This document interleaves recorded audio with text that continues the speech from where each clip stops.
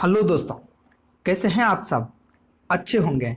आज हम लोग देखने वाले हैं झारखंड का एक महत्वपूर्ण खोटा साहित्य दामोदरी कोराइन।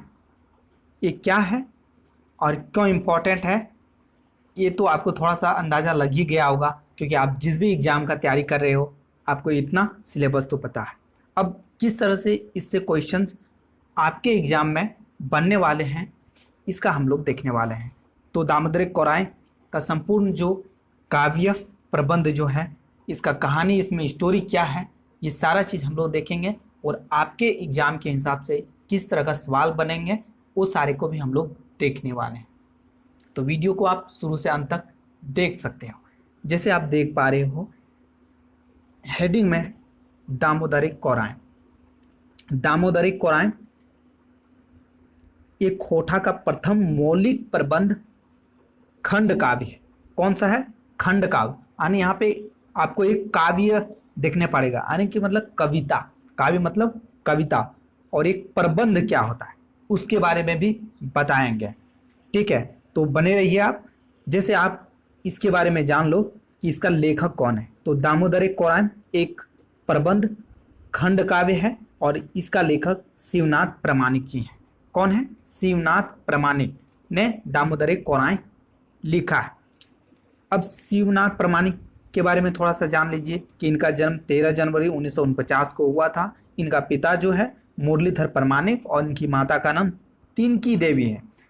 इस जो दामोदरी कोराइन है, इसका जो प्रथम प्रकाशन हुआ था 1986 में हुआ था और प्रकाशक जो था खोटा साहित्य संस्कृति परिषद भतुआ, यानी जो बोकारो में है।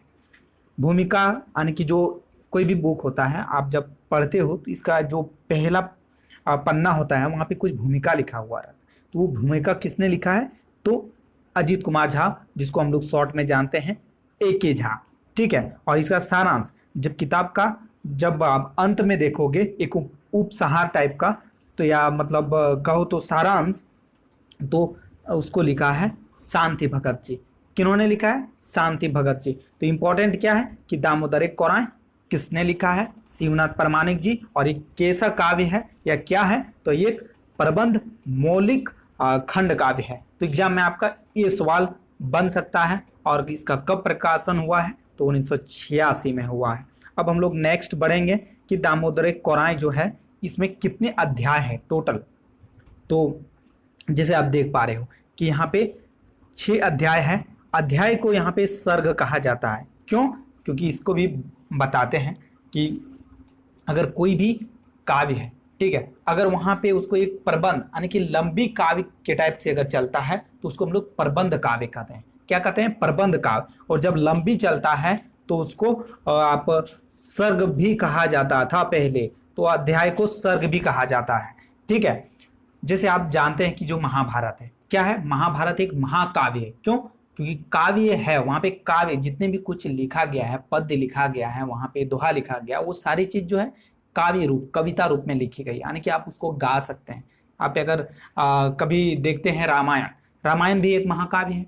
उसको भी जो तुलसीदास जी ने लिखा है, तो उनको जब आप किसी महात्मा को पढ़ते हुए देखते होंगे तो किस तरह से पढ़ते हैं वो भी आप देखिएगा एक गीतात्मक रूप से। तो इसीलिए ये जो है वो भी एक प्रबंध काव्य है। ठीक है, लेकिन कहने का मतलब यहाँ पे इसका जो अध्याय होता है उसको सर्ग कहा जाता है। ठीक है, तो यहाँ पे जो दामोदरी कोराइन है वो एक प्रबंध खंड काव्य है और इसका 6 अध्याय है। कितने अध्याय में? आपका इंपॉर्टेंट है कि कितने अध्यायों में दामोदरी कोराइन बटा है। तो 6 अध्याय में कौन कौन से? तो एक अध्याय है मेला है, और दूसरा जो है सरची और कमल, और राजवेद तीसरा है, और चौथा में खून आक्रमण, पांचवा में अमर चट्टान, और जो है छठा में जो है और अंतिम जो ये अध्याय है वो उसमें हड़प्पा हड़प्पा हड़प्पा वो सभ्यता वाला नहीं, यहाँ पे हड़प्पा मतलब हड़प लेना, इस तरह से है। तो ये एक करके हम लोग जानेंगे कि इसमें कौन सा अध्याय में या सर्ग में क्या बातें हैं और उसका सार क्या है और किस तरह से क्वेश्चन जो है पूछेगा, उसको भी हम लोग देखेंगे अंतिम में। तो आप जैसे देख पा रहे हो कि मेला जो है अध्याय 1 है, और इस अध्याय का अगर पूरा पढ़ोगे तो अध्याय का सार यही मिलेगा, आपको यही समझ में आएगा कि झारखंडी संस्कृति यानी कि जो है अनारी संस्कृति, मतलब जिसको आर्यों द्वारा नहीं बल्कि यहाँ पे झारखंड के लोगों, मूल लोगों ने मतलब विकसित किया उस संस्कृति, और गैर झारखंडी यानी कि बौद्ध हो गया, वैदिक हो गया, यानी जो आर्यों द्वारा विकसित है, उस सारे संस्कृति के बारे में, उनके मिलना जुलना के बारे में यहाँ पे थोड़ा सा वर्णन है। झारखंड की प्राकृतिक वातावरण का मनोहारी वर्णन जो है यहाँ पे शिवनाथ प्रामाणिक जी ने जो पहला अपना सर्ग में किया है। मगध के राजा, ये अब यहाँ से इंपॉर्टेंट आता है क्वेश्चन, क्या, मगध के राजा उमादित्य द्वारा दामोदर नदी के किनारे एक साम्राज्य की स्थापना, नाम क्या है, अंगसरगढ़ के निर्माण का वर्णन मिलता है। तो आप याद रखो कि अंगसरगढ़ का निर्माण किसने किया, मगध के राजा उमादित्य द्वारा, कहाँ पे, दामोदर नदी के किनारे में, ठीक है। और राजा जो है द्वारा दशहरा मेला में बौद्ध साधु का यहाँ पे सम्मान करने का जो एक परंपरा जैसा चला गया, यानी कि दशहरा में एक मेला लगाया जाता है, वहाँ पे बौद्ध भिक्षु भी शामिल होते हैं और बौद्ध धर्म जो है राजा स्वीकारते हैं, यानी करेंगे मतलब वहाँ पे बौद्ध धर्म के बारे में ज़्यादा जिक्र मिलता है, ज़्यादा प्रभाव बौद्ध धर्म का मिलता है इस जो साम्राज्य में। परिणाम तो क्या होता है, वहाँ पे देखने को मिलता है कि बौद्ध धर्म के जो भिक्षु है वो भी धीरे धीरे जो है शिथिलता की तरफ चल जाता है, कहने का मतलब उसमें भी शोषणात्मक नीतियां वो सब भी करने लगते हैं, लोगों को शोषण करने लगते हैं। तो अंततः क्या होता है कि राज्य के जितने भी कर्मी हैं, राज्य के जितने भी मतलब अधिकारी हैं, वो सारा जनता का शोषण करते हैं, बौद्ध साधु भी अनाचारी हो जाते हैं। अब जो इसका जो दूसरा जो है अध्याय, उसमें सरची और कमल, इस जो दामोदर कोराएं है, इसका पूरा कथा जो है का जो नायक है वो नायिका है, वो सरची और कमल है। तो कौन है, इसके बारे में लोग यहाँ पे विस्तार से जानेंगे और कम समय में जानेंगे। ये सबसे इस वीडियो का महत्वपूर्ण अंग है। इस अध्याय में मुख्यतः नायक नायिका के मनोहारी मिलन कार्यक्रम का वर्णन है। क्या, मनोहारी मिलन की जो नायक है और नायिका एक दूसरे से कैसे मिलते हैं। तो यहाँ पे आप देख पाओगे कि मिलते हैं और फिर प्रेम का उनके बीच अंकुरन होता है। आप सरची एक यहाँ पे जान लीजिए कि सरची कौन है। तो सरची एक आदिवासी घाटवार नायिका है, घाटवार लड़की है, जो यहाँ पे इस जो दामोदर कोराएं है इस खंड काव्य का नायिका भी है। और जो कमल, यानी कि कमल यहाँ पे है, उसको पूरा नाम अगर बोलिएगा तो कमल केतु। और ये कौन है, तो ये उमादित्य जिसने जो यहाँ पे साम्राज्य का स्थापना किया था, उसी का पौत्र है। कौन है, पोता है, यानी कि जो है काल केतु जो है कमल केतु के जो है काल केतु का जो बेटा है वो कमल केतु है, ठीक है। और यहाँ पे मतलब ये जो है कमल केतु एक राजकुमार है। तो यहाँ पे आप देखेंगे कि इस राजकुमार और एक जो आदिवासी गरीब लड़की के बीच की जो प्रेम की जो यहाँ पे किस तरह से वर्णन हुआ है उसके बारे में, ठीक है। इस कथा में कमल केतु अपने साथियों के साथ, मतलब यहाँ पे अब कथा स्टार्ट हो कि सरची और कमल के बीच का प्रेम का कैसे अंकुरन होता है इसके बारे में। तो एक बार ऐसा होता है कि कमल केतु जो होता है को जंगल जाना पड़ता है। क्यों, क्योंकि जंगल में एक आदम मतलब एक जो बाघ होता है वो बहुत मतलब भयानक हो जाता है, आदमखोर टाइप का हो जाता है, आदमी को मारने लगता है, इसलिए उसको मारना होता है जाके उस बाघ को, आदमखोर बाघ को, इसलिए अपने साथियों के साथ जाता है जंगल।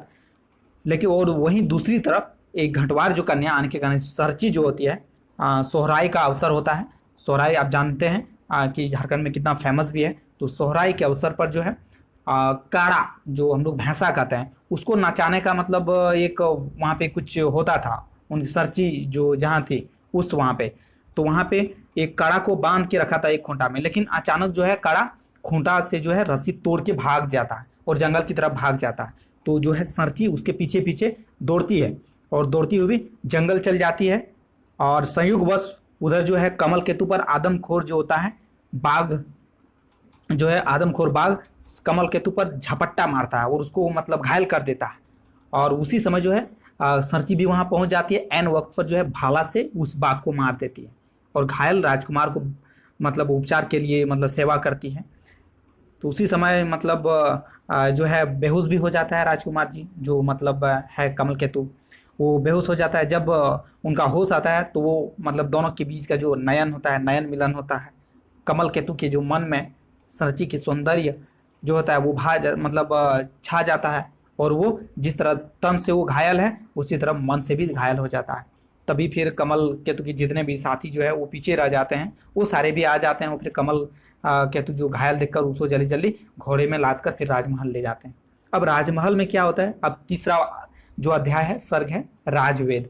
वहाँ पे क्योंकि राजवेद जो है, हाँ जो वही जो डॉक्टर साहब जी पहले का, उसका नाम जो है वो घुमा है। क्या है? घुमा, मतलब कोई भी बीमार आदमी को ठीक करने वाले जो राजवेद है, राज्य परिवार के जो ठीक करते थे वो, तो जल्दी जल्दी ले जाते हैं। और राजकुमार चूंकि घायल है तो राजकुमार का जल्दी जल्दी उपचार करते हैं वो। फिर कमल के जो तन का जो घाव है, जितने भी घाव लगा था कुछ दिन में भर जाता है, लेकिन राजवेद जी यानी जो घुमा वो देखते हैं कि कमल केतु का घाव तो ठीक हो गया, जो शरीर में लगा था बाहरी घाव, लेकिन अंदर का घाव ठीक ही नहीं हो रहा था, वो फिर भी बीमार ही था। तब पता लगाता है वो क्या कारण था, तब उसको पता चलता है कि ये इसको एक जब जंगल गया था तो वहाँ पे एक कन्या से इसको बहुत प्रेम हो गया है। तो उस दोनों प्रेमियों को मिलाने के लिए घुमा जो है उस कन्या का तलाश करता है और फिर मिलाने का यत्न भी करता है। फिर कमल केतु का जब स्वास्थ्य ठीक होता है तो उसके बाद वो सर्ची के से मिलने के लिए वहाँ पे जंगल में जाता है और वहीं पे अब रह जाता है। और उसी समय जो है आप देखेंगे कि वेद जो है घुमा वो भी उन्हीं सब के साथ में रहते हैं और वहाँ पे जन जागरूकता आदिवासी लोगों को पढ़ाते हैं, शिक्षा देते हैं और जंगल की जो भी कटाई करते हैं उनको दंड भी देते हैं, यानी कि जंगल की रक्षा करते हैं, जंगल का संरक्षण कर्ता बन जाते हैं। ठीक है, आप देखेंगे दूसरी ओर की जब ही इसके बारे में जो है कमल केतु जो है उसके पिता काल केतु को पता चलता है तो वो बहुत गुस्सा में हो जाता है और घुमा को वो बुलाता है और बहुत डांटता है, फटकारता है कि तुमने ऐसा क्यों कहा, ऐसा मुझे क्यों नहीं पहले बताया। तो फिर घुमा को गुस्सा आ जाता है उस समय राजवेद को, क्योंकि आप जानते कि राजवेद मुंह से कुछ भी निकल जाएगा, वो साफ हो जाता है, कुछ भी हो सकता है। इसलिए जो है उसी समय घुमा गुस्से में आकर जो है काल केतु को जो है उसको साप दे देता है। ठीक है, अब नेक्स्ट जो आता है इसी में जो चौथा अध्याय है हून का। हून वही हून जो भारत में कई बार आक्रमण हुआ है, तो उसी के बारे में जो है शिवनाथ परमानी जी अपने जो है इस जो है काव्य खंड में जिक्र किया है। ये ज़्यादा बड़ा नहीं है, इसमें क्या है कि जो हून है वो आता है कहाँ पे, अंगसर जो है गढ़ वहाँ पे जिसको बसाया था, तो हून आक्रमण करते हैं। क्योंकि जानते हैं आपकी जो हून लोग क्या होता है लुटेरे टाइप का था, लेकिन जब वो आक्रमण करता है तो लूटने के लिए बहुत ही करते हैं, मार काट मचाते हैं। तो उस समय जो है सर्ची और कमल केतु दोनों मिल के लड़ाई लड़ता है, लेकिन वो उन लोगों से जीत नहीं पाता और हार जाता है। ठीक है, और फिर जो हून लोग हैं वो लुटेरे थे तो लूट करके फिर भाग जाता है।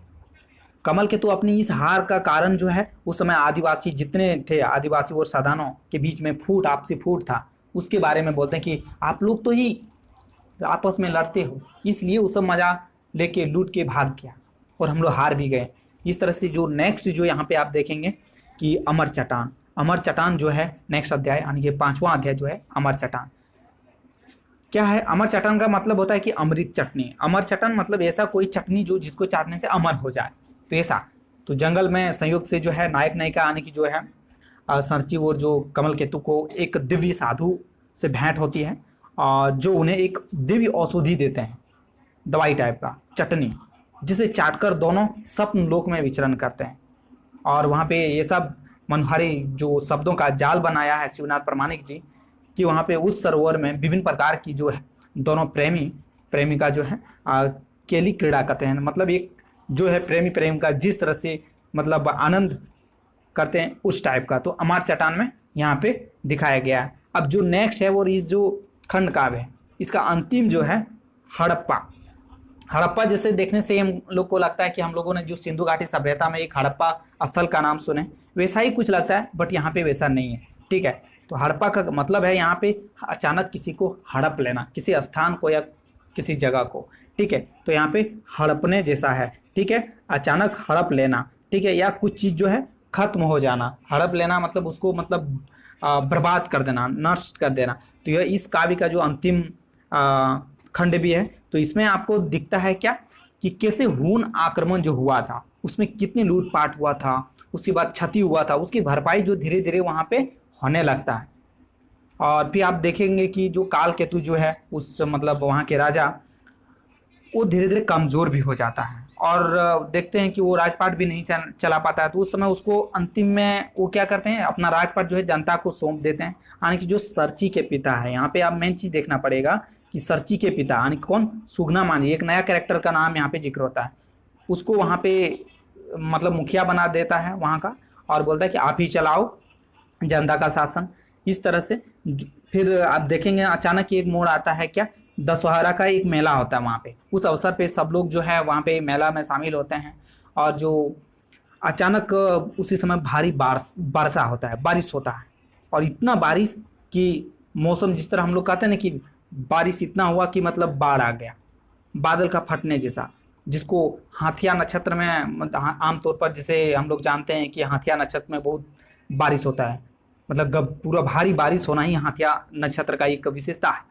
तो यहाँ पे हाथिया नक्षत्र क्या है, इसके बारे में थोड़ा सा आप जान लो, क्योंकि में भी क्वेश्चन पूछा जा सकता है कि बारिश से रिलेटेड कौन सा नक्षत्र है। तो हाथिया नक्षत्र परिणाम तो क्या होता है, दामोदर में बहुत भारी बाढ़ आ जाता है, और क्या होता है, अंगसर जो है वो पूरी तरह से डूब जाता है, यानी कि जो हड़प लेता है कौन, बाढ़। तो यहाँ पे हड़पने का मुख्य उद्देश्य जो है, बाढ़ हड़प लेता है। और इसी बीच में है एक बूढ़ी औरत जो है, उस तरह से उसको बचाने के प्रयास में जो है सर्ची के ऊपर जो है बिजली गिर जाता है, जो आसमानी बिजली है वो गिर जाता है, और तभी उसके तुरंत मृत्यु हो जाता है। और ये सदमा कमल केतु सह नहीं पाता है, और वो भी सर्ची करते हुए मर जाता है। लेकिन उनकी जो प्रेम कथा है इस क्षेत्र में अभी भी कहा जाता है, और ये अमर हो गया है। इस तरह से आपने देखा जो है दामोदर कोराएं में किस तरह से जो है एक प्रेमी प्रेमिका किस तरह समा गई, लेकिन आज उसकी जो अमर कथा है आज भी उन क्षेत्रों में कहा जाता है एक किस्सा कहानियों के रूप में। तो इसका मुख्य पात्र आप देखेंगे, मेन चीज़ देखिए, अभी तो कहानी का सार आपने देख लिया। अब अगर एग्जाम में पूछा जाता है तो आपका दिमाग में ये तो रहेगा कि कौन क्या था, किस तरह से रिलेट कर पाओगे जल्दी जल्दी से, ठीक है। अब इसको आप किस तरह से यहाँ पे मतलब मेन क्वेश्चन किस तरह पूछा जाएगा आपका, जैसे अभी आने वाला जेएसएससी सीजीएल एग्जाम है, या तो कोई भी एग्जाम है जिसमें आपका झारखंड से रिलेटेड जो आपका खोटा साहित्य से रिलेटेड पूछा जाता है प्रश्न, तो वहाँ पे आप किस तरह से क्वेश्चन पूछा जाता है बार बार, तो उस तरह का क्वेश्चन यहाँ पे दिया हुआ है। तो आप इसको देखिए, अगर कुछ चीज़ नया मिल रहा है जिसे आप अगर पढ़ें तो ठीक है, अगर नहीं पढ़ें तो कॉपी में कुछ चीज़ नोट्स भी करते जाइए, या दोबारा तिबारा भी इस वीडियो को देख लीजिएगा। जब दोबारा तिबारा देखिएगा तो उस समय आप भी इस जो सेटिंग है यूट्यूब में सेटिंग करके स्पीड करके देख सकते हैं। तो यहाँ आप देखेंगे कि जो मुख्य पात्र क्या है, तो कमल केतु है, जो इस जो दामोदर कोराएं कविता खंड का नायक भी है। तो आपको एग्जाम में ऐसा पूछा जाएगा कि दामोदर कोराएं कविता के मुख्य पात्र कौन है या नायक कौन है, तो कमल केतु जी। और जो है सर्ची कौन है, नायिका कौन है, तो सर्ची कौन है, एक घाटवार यानी कि आदिवासी कन्या है जो कमल केतु की प्रेमिका भी है। तो जिस तरह से एग्जाम में पूछा जाए आप कर लेना, कोई दिक्कत नहीं है, क्योंकि आपको घुमा फिरा के यहाँ पे क्वेश्चन दिया हुआ। कमल केतु की प्रेमिका कौन, तो सर्ची, और सर्ची कौन थी, घाटवार आदिवासी कन्या, ठीक है। और जो दामोदर कोराएं की जो नायिका कौन थी, तो सर्ची, ठीक है। अब देखिए उमादित्य एक चीज यहाँ से क्वेश्चन पूछेगा क्या, कि कमल केतु किसका पोता था, तो जो है उमादित्य का, यानी यहाँ पे लिखा हुआ कि कमल केतु के दादाजी है उमादित्य, और अंगसरगढ़ के संस्थापक। तो ये इंपॉर्टेंट क्वेश्चन बन जाता है कि अंगसरगढ़ किसने स्थापना किया था, तो उमादित्य। और काल केतु जो है कौन थे, तो कमल केतु के पिता थे, यानी कि जो है उमादित्य का पुत्र है काल केतु, ठीक है। इन्हीं ने जो है सुगना मांझी को अपना जो राजपाट सौंपा था, ठीक है। और घुमावेद है, राजवेद है, और सुगना मांझी कौन है, सर्ची के पिता है, जो लास्ट में उसको मुखिया बनाया जाता है। कौन बनाता है इसको, काल केतु ने बनाता है, ठीक है। इस तरह से आपने यहाँ उसके कैरेक्टर यानी कि मुख्य पात्र के बारे में देखें इस खंड का भी। देखिए यहाँ पे आप देख रहे हैं कि कई पात्र है, इसलिए आप देखेंगे जब एक कहानी के तरह जब कोई कविता लिखी जाती है, लंबी कविता होती है, उसको प्रबंध काव्य कहते हैं, ठीक है। तो यहाँ पे जो नेक्स्ट प्रश्न आप देखिएगा कि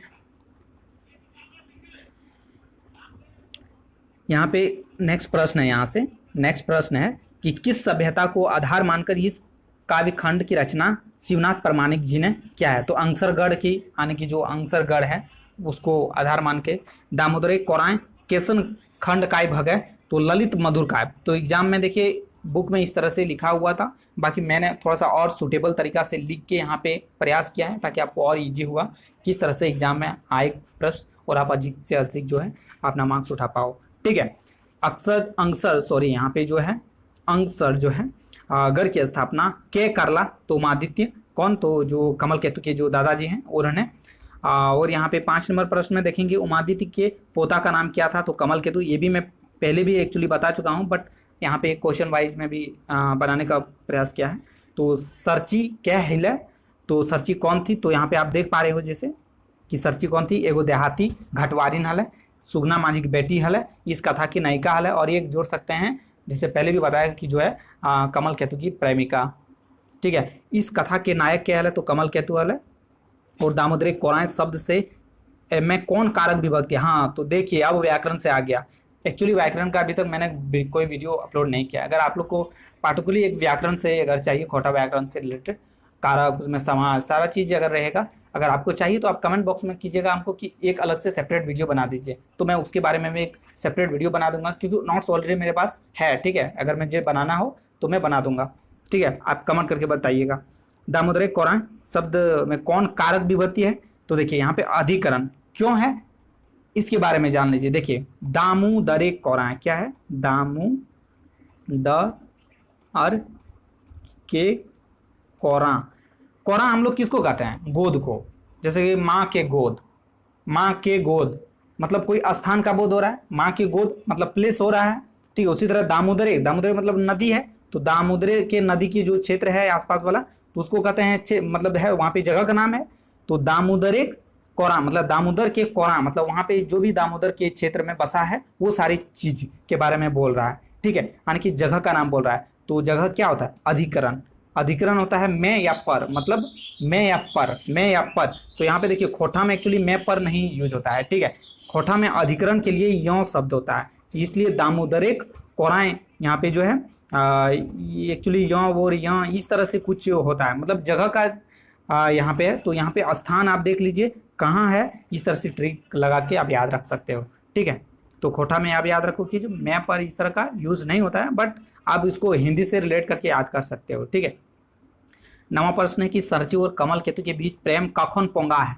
देखिए एक चीज तो आपको पोंगा वर्ड मिला, तो कब, तो बोने जखन कमल केतु घायल हुआ है, मतलब जो आदमखोर जो बाघ है उस पर एक मतलब पंजा मारता है और घायल हो जाता है, उसी समय जो सरची आके उसको मार देता है भाला से। और उस समय जब सरची उसका फिर मतलब मरहम पट्टी करने के लिए ही करती है, उसी समय उन दोनों के बीच में प्रेम जो है पोंगा, पोंगा मतलब कब भेल है, मतलब शुरू हवे, पोंगा मतलब शुरू। ठीक है, तो मतलब ये चीज हो गया। अंगसर जो गढ़ है सुगना माझी के कै सौंपो, तो काल केतु जो है वो यानी कि जो है कमल केतु के पिताजी। अंगसरिक जो मानही केकरा बनावल है, सुगना माझी, और अंगसरिक मानकी कगरा बनावल है, सरची। तो ये चीज आप याद रखिए। मांझी तो देखिए यानी मांझी जो मुखिया है ककरा बनाता है, तो सुगना मांझी के।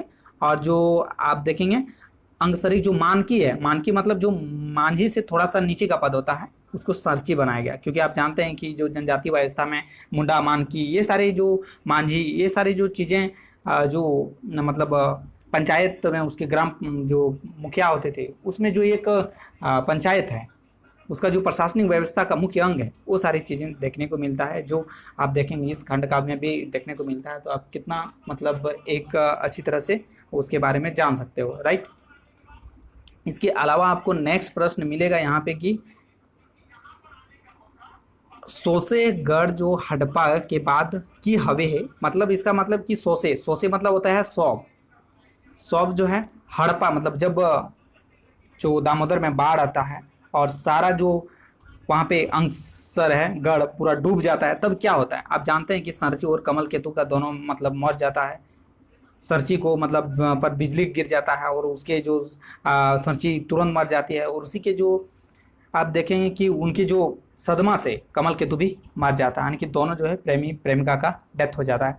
नेक्स्ट प्रश्न है कि सिगबोंगा, आप जानते हैं कि सिगबोंगा का मतलब क्या है, वैसे बहुत आप देख लिए होंगे। वैसे इसका मतलब क्या होता है भगवान, यानी कि जो जनजाति लोगों का जो सबसे बड़ी देवता होते हैं सिगबोंगा, उसी को बड़का भगवान भी वो कहते हैं। तो इस तरह से यानी। और जो नेक्स्ट प्रश्न है कि कवितांश, कुछ देख लीजिए कि ये जो खंड काव्य है, एक्चुअली खंड काव्य मतलब कुछ कविता उसका मतलब पंक्तियों के बारे में भी आप देख लो कि जिगित्सा करल परहूँ जोदी मन्नेक भरम मेटे ना फहल काम ख्याली करे भूत देवता सिंह बोंगाए। सिख बोंगाई मतलब जो वहाँ पे जो देवता के बारे में देखें, अभी बड़का भगवान है जो जनजातियों के लिए है, उसी के बारे में बताया जा रहा है। तो यहाँ पे बताया कि इसका मतलब क्या है। तो आप देखेंगे जिगित्सा, जिगित्सा शब्द का मतलब क्या है। तो जिगित्सा मतलब क्या होता है ना कि वो बड़ी जतन कर के, कोशिश कर के, तो वही शब्द से आया है जिगित्सा। ठीक है, तो कोशिश, उत्सुकता, ठीक है, उतासुता जैसे प्रयास मतलब उतासुता। देखिए खोटा में एक चीज़ बहुत, आप कोई भी अगर देख रहे हैं मतलब खोटा वाला लिखेंगे तो उतासुता बहुत ज़्यादा दिखा रहा था। तो उतासुता का मतलब भी होता है जिगित्सा, यानी कोशिश करना, प्रयास करना। और खाम ख्याली एक वर्ड यहाँ पे आपको मिल रहा है, खाम ख्याली, इसका मतलब होता है कपोल कल्पना, मतलब जो मने मने जो कपोल कल्पना करता है ना, उस टाइप का। 18वां जो कवितांश है मतलब क्वेश्चन है उसे में बनाया गया है। ये कवितांश है इसी से, दामोदर कुरान से, कि सुखल टाइणे टूटल कुंभे देशेक चेंगेर पढ़त चर्च मस्जिद सोनक मंदिरें पैगंबर हिया पूजा हद। इसका मतलब क्या हो गया कि सुखल टाण, मतलब टाण जो है, टाण देखिए खोटा भाषा में अगर कोई थोड़ी सी ऊंची भूमि है उसको टाण कहते हैं, और नीची भूमि को दौन कहते हैं। ठीक है, तो यहाँ पे ऊंची भूमि बात हो रहा है, जो थोड़ी सी सूखा रहेगा, स्वाभाविक है। और टूटल कुंभे, कुंभा यहाँ पे होता है झोपड़ी, यानी कि झोपड़ी जो है टूटा है, कुटिया टूटा है। और चेंगेर यहाँ होता है बच्चा, टाण ऊपर भूमि, और चेंगेर यहाँ पे छुआ, यानी कि इधर जो छोटा छोटा बच्चा उसको हम लोग खोटा में क्या कहते हैं, चेंगेर कहते हैं। ठीक है, तो देखिए आपके एग्जाम में यही आ सकता है, कुछ पंक्तियां दे देगा, उसमें से कुछ वर्ड उठा के दे देगा, उससे कारक या व्याकरण से रिलेटेड कोई क्वेश्चन पूछेगा, या उससे मतलब आपका कुछ वर्ड का ही मतलब पूछेगा कि इसका मतलब क्या है। ठीक है, आपको देना है। अगर आप खोटा लिए हो और अगर खोटा के बारे में इतना जानते हो तो ऑटोमेटिक खोटा क्षेत्र से हो तो आप नॉर्मली कर लोगे, दिक्कत नहीं है उतना, क्योंकि जो भी राइटर है शिवनाथ प्रामाणिक जी वो भी खोटा से हैं, और वैसा ही लिखा है जिस तरह से मतलब कोई भी समझ पाए। ठीक है, और खोटा है, खोटा भाषा है, मतलब खोटा में जो भी है वही चीज़ यहाँ पे लिखी गई है, तो आप समझ पाओगे। एक नेक्स्ट जो कवितांश है यहाँ पे देख रहे हैं 22 नंबर में, कि माइक गाते हैं दूध नाय आल छोवा टौआ हत लोटे गगरे गायक दो भूतेक मोड़े ढार हत। तो यहाँ पे देखिए शिवनाथ प्रामाणिक जी का जो खंड काव्य है उसको आपने देखा, तो किस तरह से यहाँ पे थोड़ी सी तीखी व्यंग करते हुए भी आपको दिख पड़ता है ना। तो अगर पूछा जाए कि जो शिवनाथ प्रामाणिक जी कैसे कवि हैं, तो अगर इस पंक्ति के बेसिस पे देखा जाए तो क्या है, वो एक व्यंग प्रकार के कवि हैं, क्योंकि आप देख रहे हैं कि किस तरह से कि मतलब यहाँ पे दिखा रहा है कि पत्थर पर दूध डालने का जो हिंदू धर्म का सब लोग मानते हैं, तो उस पर यहाँ पे थोड़ी सी कटाक्ष किया गया है कि बच्चा भूखा है, जैसे कि यहाँ पे की है टटका जन्म शिशु, जो करने का मतलब यहाँ पे जो है आ, आल छोवा का मतलब क्या है। ठीक है, क्या है आल छोवा का मतलब आपको बताना है क्या है। तो यहाँ पे टटका जन्म जो तुरंत जन्म होता है कुछ दिन में। तो लोटे गागरी का मतलब वही कि गागरा जो गाय का दूध है उसको भूते मोड़ मतलब करने का मतलब जितने भी देवा पितर होता है या तो मतलब जो शिव प्रभु जी का जो ये होता है उस पर ढारा जाता है, बट जो आ, बच्चा सब भूखे रह जाता है, ये बात यहाँ कहा जा रहा है। नेक्स्ट कवितांश सब देखेंगे, खेचा टोना रोटी खातिर मानुस हिया फिफियाहत घीवे छाकल रोटी खाए कुकुर पूछ हिलाव हत। तो किस तरह से आप यहाँ पे अप्रत्यक्ष यानी कि इनडायरेक्टली किस तरह से शिवनाथ प्रामाणिक जी समाज के उन लोगों पर जो है ताना कसने का कोशिश किया है। आप देख रहे हैं कि फिफिया हाथ का मतलब क्या है, यहाँ पे फिफिया हाथ मतलब भटकल है, मतलब लोग किस तरह से थोड़ी सी एक टोना रोटी के लिए तड़प रहा है, और यहाँ पे आप देख रहे हैं कि घी में छांक छांक के कुत्ता को रोटी खिला रहा है। उस समाज में आज भी आप देखते हैं कि कुत्ता और अगर यहीं पे गाय का भी अगर आप तुलना करते हैं तो गाय और कुत्ता का क्या स्थिति हो गया, तो वहीं पे मनुष्य और कुत्ता के बीच में यहाँ तुलना क्या है, जिसमें कुत्ता को ज़्यादा लोग महत्व दे रहे हैं, ये दिखा रहे हैं, और किस तरह मनुष्य को वहाँ पे इन्फीरियर करने का कोशिश किया जा रहा है लोगों द्वारा। इस कविता के अनुसार सत्य की खोज के लिए कौन निकला है, यहाँ पे थोड़ी इसके बारे में, क्योंकि आप ज़्यादातर देख रहे हैं कि बौद्ध धर्म के बारे में है, बौद्ध विद्वानों की, जैसे कि जो यहाँ पे शुरू में ही कहा गया कि एक मेला लगा था, वहाँ पे बौद्ध भिक्षुओं को सम्मान भी दिया गया था, और जो यहाँ के जो साम्राज्य जो राजा थे उन्होंने भी बौद्ध धर्म स्वीकारा था। तो यहाँ पे बौद्ध धर्म का जो है महत्व ज़्यादा है। महायान शाखा में बौद्ध, तो अब एक बार में थोड़ा सा जान लीजिए कि महायान बौद्ध धर्म दो शाखा में होता है, एक महायान और एक हीनायान, राइट। तो बुद्ध महायान जो शाखा होता है ना, वो बुद्ध को भगवान मानते हैं, भगवान के अवतार मानते हैं, और उसकी मूर्ति भी बनाकर इवन पूजा भी करते हैं। तो इसकी विशेषताएं हैं। अगर इसके विशेष बौद्ध धर्म से रिलेटेड कुछ अगर और भी ज़्यादा डिटेल में आपको जानना है तो एक वीडियो जैन धर्म, बौद्ध धर्म, वहाँ का अलग अलग से वीडियो अपलोड है। अगर नहीं आप देखे तो मेरे प्लेलिस्ट में जाइए और वहाँ देख सकते हो। हिस्ट्री का प्लेलिस्ट भी है और जेपीएससी का है, सारा अलग से बना हुआ है, तो आप वहाँ पे सर्च करके देख सकते हो। एक डिटेल्स दिया हुआ है, चाहे आप कोई भी मेंस का भी अगर तैयारी करते हो, कोई भी पीसीएस का, तो वहाँ पे डिटेल्स में दिया हुआ है कि किसका सामाजिक प्रभाव क्या था, कैसे था, वो सारी चीज़ें डिटेल्स में लिखी गई है। आप मेंस में आंसर राइटिंग के लिए भी आप बेहद इंपॉर्टेंट वीडियो है। और वनडे एग्जामिनेशन के लिए तो ऑब्जेक्टिव में भी बहुत सारे वहाँ पे क्वेश्चन बना के दिया हुआ है, ठीक है, तो वहाँ पे जाके देख सकते हो। तो जैसे महायान में क्या है, बुद्ध को भगवान मान लेता है, उसका मूर्ति का बनाकर पूजा करते हैं। वहीं पे हिनायन जो शाखा होते हैं, बुद्ध को केवल एक महामानव मानते हैं। करें मतलब ऐसा मानव जो अपने तप करके बहुत उच्च बन गया है, उच्च कोटि का मानव बन गया है, ठीक है, तो वो क्वालिटी इंप्रूव कर लिया है अपना, तो महामानव मानते हैं, लेकिन ये उसको मूर्ति जैसा नहीं मानते, ठीक है। दामोदर कोराएं कर, देखिए खोठा में एक्चुअली के को कर कहते हैं हम लोग, ठीक है, के को कर कहते हैं। तो ये चीज़ें बहुत इंपॉर्टेंट है कि एग्जाम में आपको लिखा भी रहेगा। कथानक पर आधारित है तो जनश्रुति किस्सा, यानी आप जैसे आप देख पा रहे हो कि ये बहुत पुरानी किस्सा है और उसके बारे में लिखी गई है जनश्रुति। वहाँ पे जो भी दामोदर के इलाका में जो सिरची और कमल केतु की प्रेम कहानी के बारे में बताया जाता है, जो किस्सा है वही किस्सा पर आधारित है जनश्रुति, जो भी लोग कहते हैं। इस कविता में किस धर्म का अधिक महत्व है, तो बौद्ध धर्म का। और यहाँ पे दामोदर कोराएं कविता के मूल उद्देश्य क्या है, अब ये एक चीज़ ये भी आप सार में आप जान लो क्या है, कि कमल संची के प्रेम कथा कहे कि जो भी वहाँ समाज में है उसी के बारे में थोड़ा सा कहने का उद्देश्य है कवि जी का। और दिखू और जनजाति के बीच सद्भावना लाने का, कि आपसी आप सद्भावना लाओ, नहीं तो जिस तरह से कमल केतु ने मतलब आरोप लगाया था कि जब हुन वहाँ पे आक्रमण किया और लूट खसोट करके जीत कर चल गया, कि उसका आरोप लगाता है कि किस तरह से सदान वो जो जनजातियों के बीच में जो झगड़ा होता है, तो आपसी मतभेद को मिटाने के लिए कहा है। और मनुष्य में सेवा भाव, जिस तरह आप देख रहे हैं कि किस तरह से एक जो सरची जो है जंगल की जो जनजाति लड़की है, और किस तरह से राजकुमार का सेवा करती है प्रेम भाव से, लेकिन हालांकि प्रेम उनके बीच में होता है। और इस तरह से जो यहाँ पे बताया गया है कुल मिला के। तो आई होप इस वीडियो से आपको डेफिनेटली बहुत कुछ सीखने को मिला होगा।